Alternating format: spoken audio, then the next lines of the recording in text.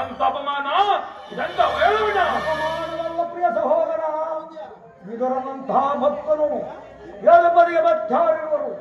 ಈ ಅತಿಥಿ ಸತ್ಕಾರವನ್ನು ಸ್ವೀಕರಿಸಿ ನಾಳೆ ನಮ್ಮ ಮಂದಿರಕ್ಕೆ ಹೋಗು.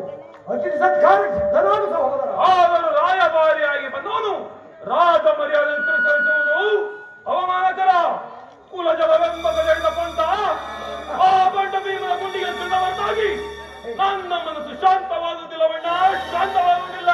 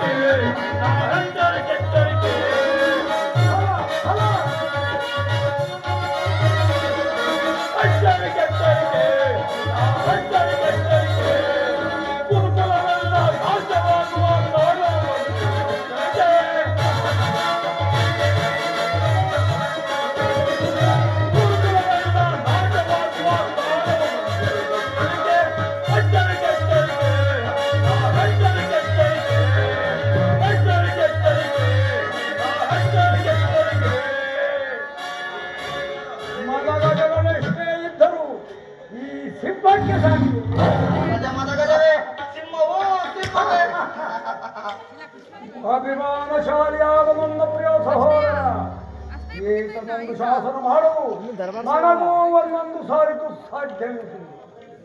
ಈಗ ಏನು ಮಾಡುವುದು?